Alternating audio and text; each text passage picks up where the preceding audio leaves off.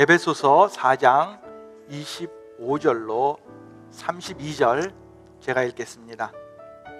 그런즉 거짓을 버리고 각각 그 이웃과 더불어 참된 것을 말하라. 이는 우리가 서로 지체됨이라. 분을 내어도 죄를 짓지 말며 해가 지도록 분을 품지 말고 마귀에게 틈을 주지 말라.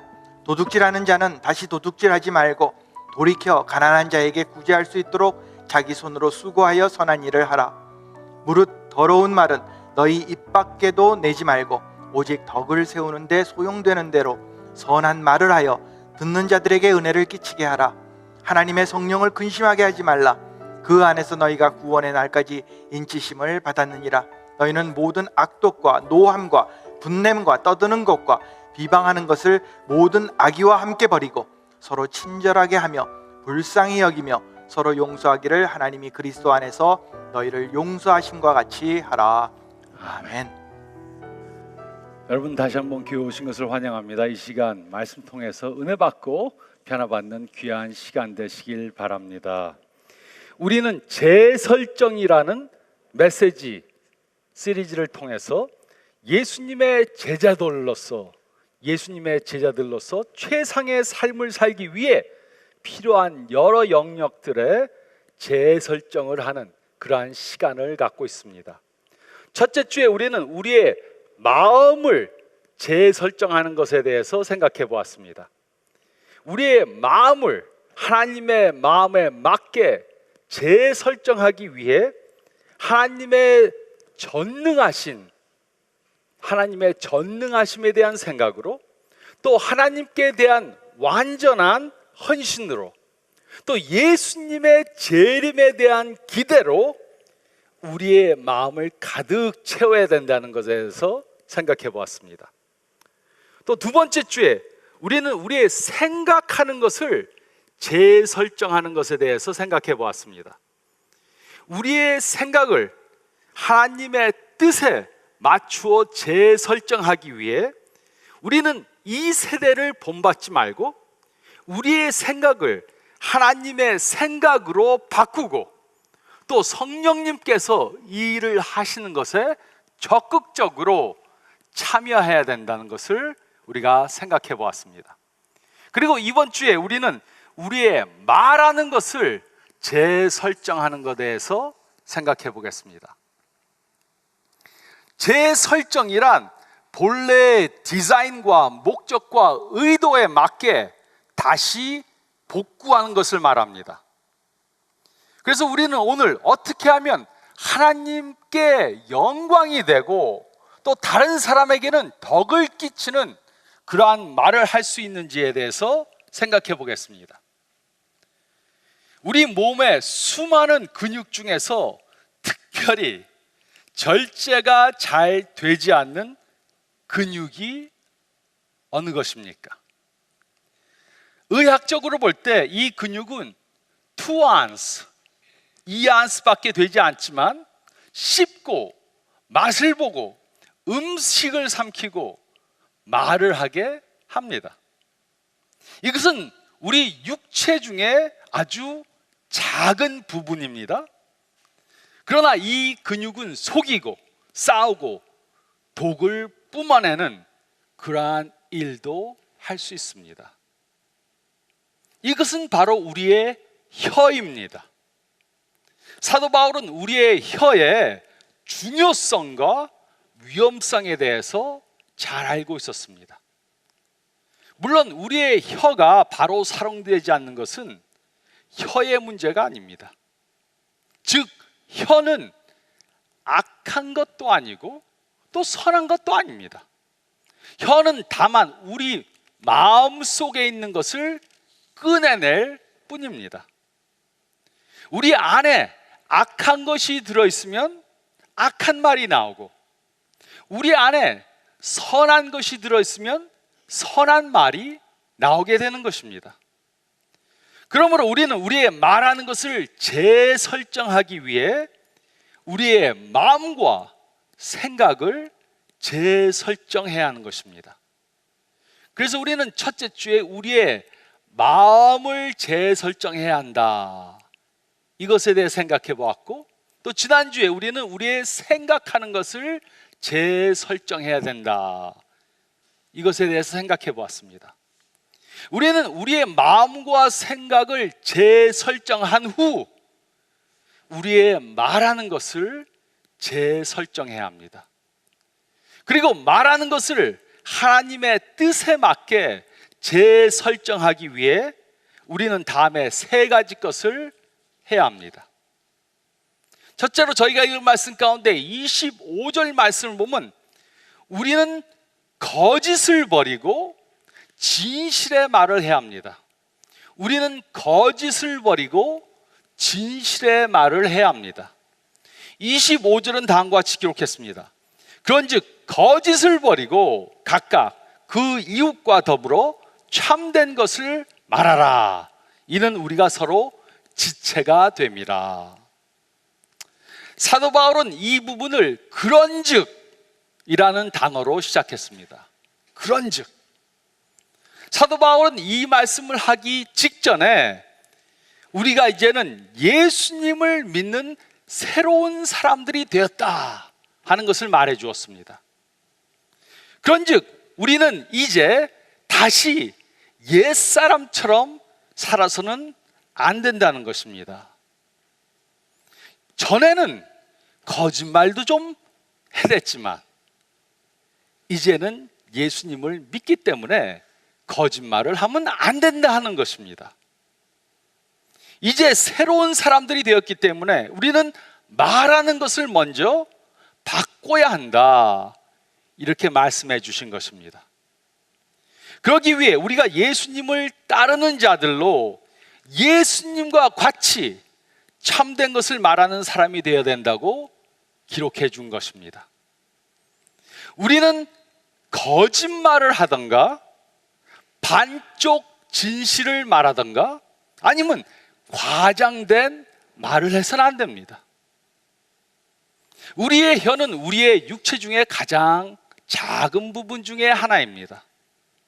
근데 우리는 우리의 혀로 다른 사람들에 대해서 거짓된 것을 말함으로 그 사람에게 큰 해를 끼칠 수 있습니다. 그러나 예수님을 따르는 우리들은 거짓을 버리고 진실만 말해야 합니다. 우리는 거짓이 많은 세상에서 살고 있습니다. 자신들의 이익을 위해 진실된 것을 버리고 다른 사람들에 대해 거짓된 것을 퍼뜨리는 것이 만연된 그러한 세상에서 살고 있습니다. 그래서 우리는 그 누구의 말도 믿기가 정말 어렵습니다. 이번 미국 대통령 후보에 대한 여론조사 결과를 보았습니다. 미국 사람들 중 50%가 훨씬 넘는 사람들이 두 대통령 후보의 말을 믿을 수가 없다, 이렇게 대답했습니다. 50%가 넘는 사람들이 두 정당 후보의 말을 도무지 믿을 수 없다고 대답했습니다. 우리가 믿지 못하는 것은 정치인들만이 아닙니다. 우리는 세일스맨을 믿을 수가 없고 자동차 메케닉을 믿을 수가 없고 의사도 믿을 수가 없고 변호사도 믿을 수가 없고 목사도 믿지 못하는 세상에서 살고 있습니다. 도대체 믿을 수 있는 사람이 하나도 없습니다. 이런 이야기를 들은 적이 있습니다. 빵집 주인이 있었습니다. 그 사람은 근데 자신의 가게에 뻐러를 납품하는 농부를 믿을 수가 없었습니다. 자신에게 파는 1파운드의 뻐러가 1파운드가 안 되는 것 같이 보였습니다. 그래서 매일 일주일 동안 그 배달된 뻐러의 무게를 재보았습니다. 그리고 자신의 예감이 적중했다는 것을 깨달았습니다. 1파운드의 뻐러라고 해서 받았는데 재보니까는 0.9파운드밖에 되지 않았습니다. 그래서 그 빵가게 주인은 그 농부를 경찰에 고소해서 잡혀가게 했습니다. 그 후 재판이 열렸는데 재판장은 농부에게 무죄를 선고했습니다. 그 이유는 그 농부에게는 저울이 없었기 때문에 그는 빵집 주인에게서 산 1파운드짜리 빵을 무게 대신 사용했다는 것입니다. 빵집 주인도 인파운드로 주질 않았습니다. 거짓이 만연된 세상에서 살아서 믿을 인간이 없습니다. 근데 예수님의 제자들은 달라야 합니다. 우리는 거짓을 버리고 진실만을 말해야 합니다.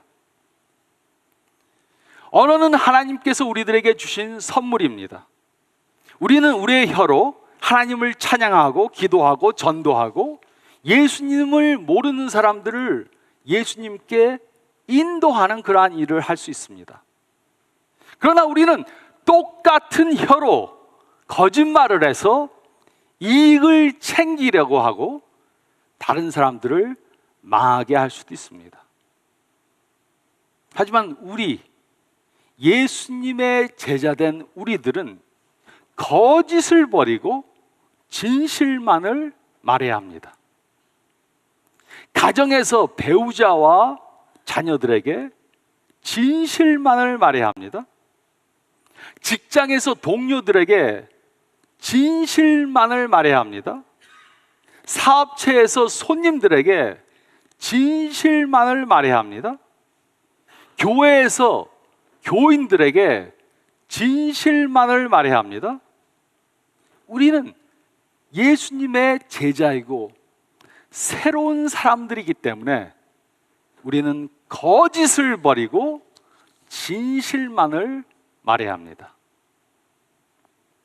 또 두 번째로 저희가 읽은 말씀 가운데 26절과 27절 말씀을 보면 우리는 분노를 버리고 사랑의 말을 해야 합니다. 우리는 분노를 버리고 사랑의 말을 해야 합니다.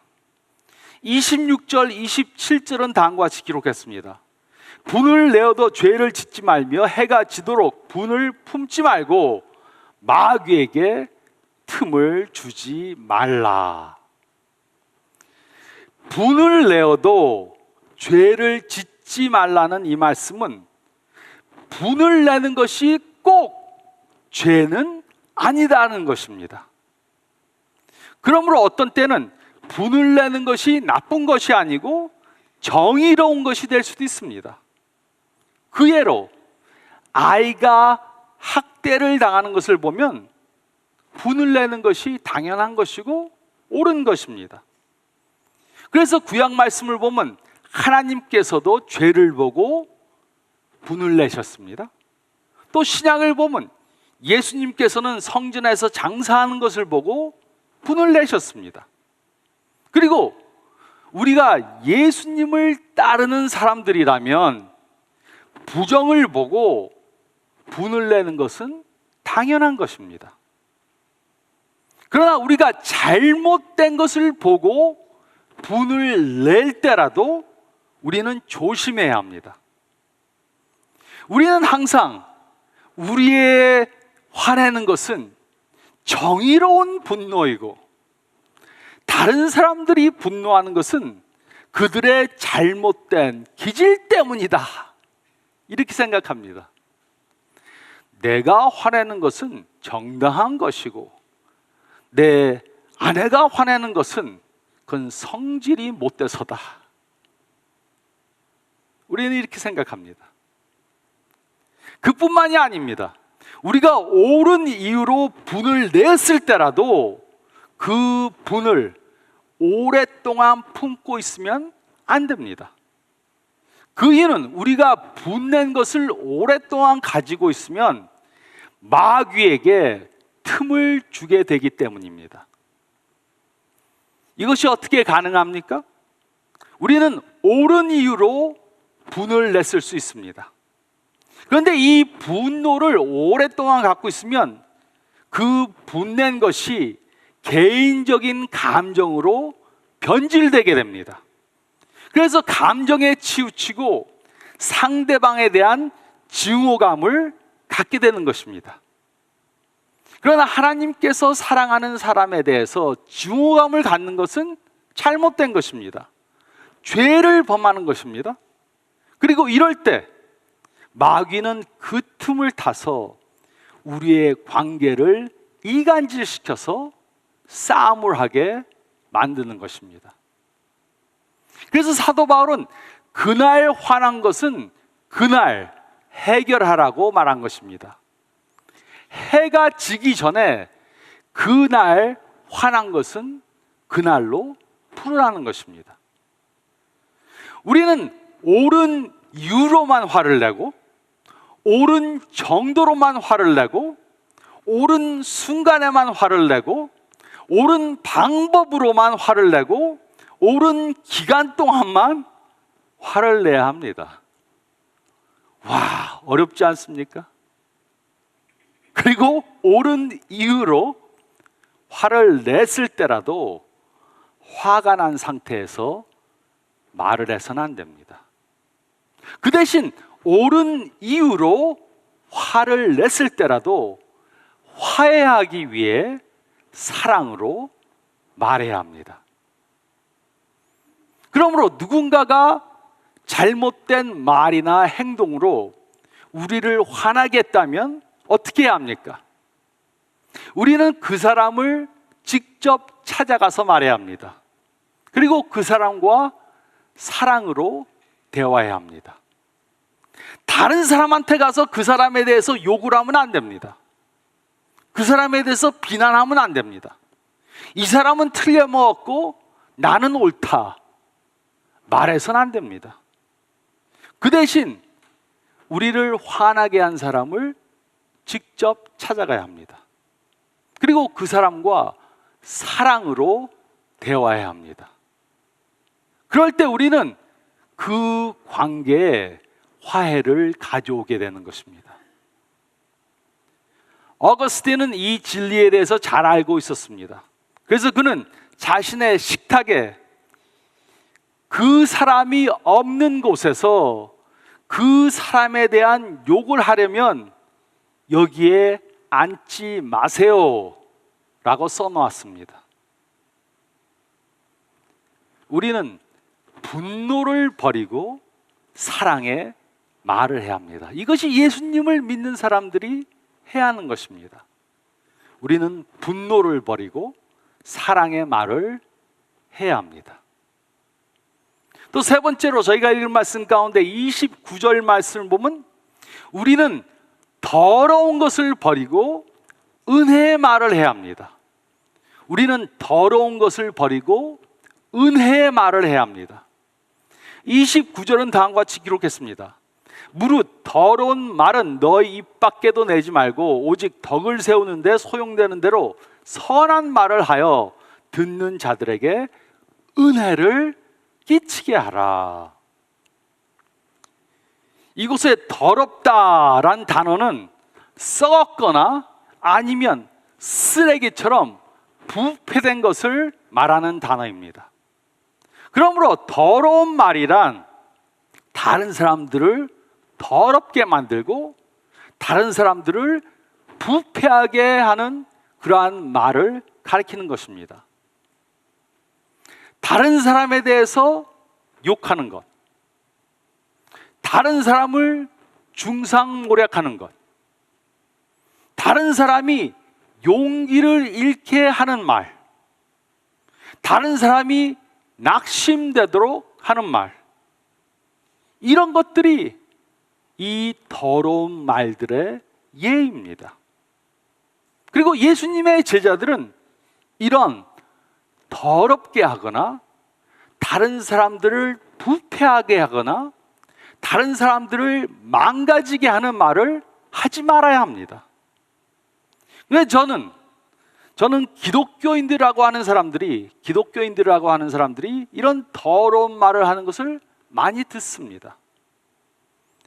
농담을 하는데 그리스도인으로는 담아서는 안 될 그런 진한 성적인 농담을 합니다. 아내가 남편을 다른 사람들 앞에서 함부로 대하고 남편을 무시하는 말을 서슴것 없이 합니다. 돈도 못 벌어오는 주제. 저 인간은 내 친구 남편의 반쪽만도 못해. 제 이런 말 들으면은 목살에서 주워 박을 수도 없고, 그 남편이 힘이 빠져서 비리비리비리해지죠. 또 남편이 아내를 남들 앞에서 마구 깎아내리는 그러한 말을 합니다. 내 마누라는 고졸이라서 머리가 영 나빠. 내가 이렇게 못생긴 여자하고 결혼했는지 모르겠어. 그럼 진짜 가서 한 대 줘박아주고 싶은데. 그러니까 아내들이 건강한 자관을 갖지 못하는 것입니다. 남편에게, 아내에게 이런 말을 해대니까는 남편이나 아내가 망가지는 것입니다. 우리는 긍정적이고 우리의 말을 듣는 사람들이 은혜를 받는 그러한 말을 골라서 해야 합니다. 그러므로 우리가 말하는 것을 은혜롭게 재설정하기 위해 우리는 입을 열기 전에 생각해 봐야 합니다.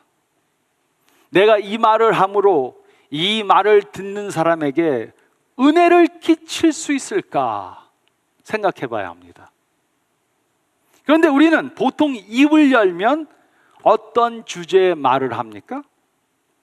Scientific American이라는 기관에서 조사한 결과를 보면 우리가 말하는 것 중에 60%가 나에 대한 주제라고 그렇게 말합니다.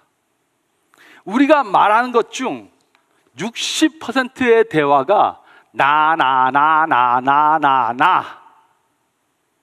내가 옛날에 내가 이래봬도 내가 이것을 해냈어. 내 자랑하는 말이 우리 말하는 것 중에 60%라 그럽니다. 60%는 나 자랑을 하고 그 다음에 40% 말은 무슨 말을 합니까? 날씨에 대해서, 시카고 베어스에 대해서, 컵스에 대해서, 갔었던 식당에 대해서, 취미 생활에 대해서, 정치에 대해서. 물론 이런 말들은 더러운 말은 아닙니다. 하지만 이런 말들은 덕이 되거나 은혜가 되는 말도 아닙니다. 그러므로 다른 사람들에게 덕을 끼치는 말들이 무엇입니까? 부탁합니다, 감사합니다, 사랑합니다, 기도하겠습니다, 잘못했습니다, 용서해 주세요, 아주 잘하셨습니다, 축하드립니다. 이런 말들은 좋은 말이고 덕을 끼치는 말입니다. 우리는 이런 말들을 많이 해야 돼요. 저는 항상 세탁소를 갈 때 예수님 안 믿는 사람이 일하는 세탁소를 갑니다. 그래서 제가 지금 세탁소 다니는데 거기에 있는 일하시는 분이 교회를 안 다니세요. 그래서 저는 이제 그분한테 굉장히 열심히 더 신경 써서 싹싹히 대하려고 그러는데 지난주에 저한테 그래요. 저희 세탁소에 오시는 분 중에서 가장 신사래요. 저한테 가장 신사다. 제가 목 쓴지 모르니까요. 근데 그분이 말하는데 다른 한국 사람들이 너무 자기한테 함부로 대한다는 거예요. 연세가 60이 넘으신 분인데 한국 사람이면 좀 더 잘해줄 것 같은데 한국 사람들인데 자기한테 함부로 말하고 그런다 그러더라고요. 근데 그분들 뭐 한 60%는 교회 나가지 않겠습니까? 우리는 될 수 있으면 좋은 말, 덕이 되는 말을 해줘야 돼요. 근데 덕이 되는 말보다 더 좋은 말들이 있습니다. 그것은 은혜가 되는 말들입니다. 은혜를 끼치는 말들. 우리의 마음이 하나님께 재설정이 되고 우리의 생각이 하나님의 생각으로 재설정되면 우리는 입을 열 때 은혜가 되는 하나님에 대해서 말하게 됩니다. 하나님의 은혜에 대해, 하나님의 용서에 대해, 하나님의 사랑에 대해, 하나님의 능력에 대해 우리의 말을 듣는 사람으로 은혜가 되게 예수님에 대한 말로 바꿔야 하는 것입니다. 우리의 혀는 우리의 마음에 있는 것을 꺼내내게 됩니다. 그래서 우리가 우리의 마음과 생각을 하나님의 마음과 생각으로 재설정하면 우리는 날씨나 음식이나 옷 입는 것이나 스포츠에 대한 대화들을 줄이고 다른 사람들에게 은혜가 되는 우리 삶 속에서 역사하시는 예수님에 대해서 말하게 되는 것입니다. 우리는 소망이 없는 것에 대해서 말하는 것을 줄이고 우리에게 소망을 주시는 예수님에 대해서 말하게 되는 것입니다. 우리는 요즘 유행하는 것들에 대한 말을 줄이고 영원하신 하나님에 대해서 말하게 될 것입니다. 우리는 짜증나는 일들에 대해서 말하는 것을 줄이고 우리의 짐을 대신 져주시는 예수님에 대해서 말하게 될 것입니다. 우리는 드라마 본 것에 대한 말을 줄이고 성경에 대한 말을 더하게 될 것입니다. 물론 우리는 더러운 말을 버려야 합니다. 그리고 덕이 되는 말을 해야 합니다. 근데 그보다 더 좋은 것은 은혜를 끼치는 하나님에 대해서 얘기하는 것입니다. 우리는 더러운 말을 버리고 은혜의 말을 해야 합니다. 30절은 다음과 같이 기록했습니다. 하나님의 성령을 근심하게 하지 말라. 그 안에서 너희가 구원의 날까지 인치심을 받았느니라. 하나님을, 예수님을 따른다고 말하는 사람들 가운데는 더러운 말을 하고 화를 참지 못하고 분노의 말을 하고 거짓말을 하는 그러한 사람들이 있습니다. 거짓말, 분냄의 말, 더러운 말. 그래서 다른 사람들에게 전화를 해서 험담을 하고 자신은 잘났다고 자랑합니다. 이런 사람들에게 사도 바울이 무엇이라고 말했습니까? 31절, 32절은 다음과 같이 기록했습니다. 너희는 모든 악독과 노함과 분냄과 떠드는 것과 비방하는 것을 모든 악의와 함께 버리고 서로 친절하게 하며 불쌍히 여기며 서로 용서하기를 하나님이 그리스도 안에서 너희를 용서하신 것과 같이 하라.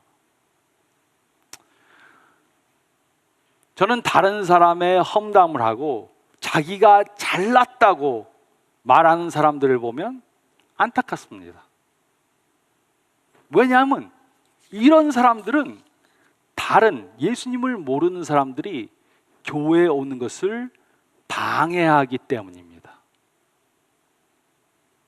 교회에 다니지 않는 분들한테 교회에 왜 안 다니냐고 물으면 뭐라고 말합니까? 교회에 다니는 사람들은 말이 너무 많아서. 우리는 우리의 말하는 것을 재설정해야 합니다. 그리고 하나님의 은혜의 말을 많이 해야 합니다. 그러므로 생각해 보시기 바랍니다. 내 가족 중에, 내 친척들 중에, 내 친구들 중에, 내 직장 동료들 중에, 또 내 사업체에 오는 손님들 중에, 내 이웃 중에 내가 하나님의 은혜에 대해서 말해 주어야 하는 사람이 누구인가? 그리고 우리에게 기회가 주어지면 우리는 그 기회를 포착해서 하나님의 은혜에 대해 말해줘야 합니다. 우리는 거짓을 버리고 진실의 말을 해야 합니다. 저 사람은 교회 다니면서도 뻥이 너무 세. 거짓말을 술술 해대. 그런 말 들으면 안 되죠. 우리는 거짓을 버리고 진실의 말을 해야 합니다. 우리는 분노를 버리고 사랑의 말을 해야 합니다. 아무리 바른 이유로 화가 났더라도 화를 절제하고 그 사람과 화해하기 위해서 분노의 말을 버리고 사랑의 말을 해야 합니다. 또 우리는 더러운 것을 버리고 은혜의 말을 해야 합니다. 욕설, 다른 사람들을 비방하는 거, 깎아내리는 거, 내 배우자한테 함부로 말해서 낙심되고 맥이 없이 만드는 것, 그런 거 버리고 내 말을 듣는 사람으로 힘을 얻고 격려가 되는 그러한 은혜의 말, 특히 예수님에 대한 말을 해야 합니다. 이럴 때 우리는 예수님을 모르는 사람들이 우리를 보고, 야, 역시 에버그린 성도들은 참다운 예수님의 제자구나. 나도 좀 교회에 가봐야 되겠다. 이런 증거를 하게 될 것입니다. 이렇게 우리의 말하는 것을 진실의 말로, 사랑의 말로, 은혜의 말로 재설정하시는 저와 여러분들이 되시기를 우리 주님 예수 그리스도의 이름으로 축원드립니다. 저희 다 같이 기도드리겠습니다.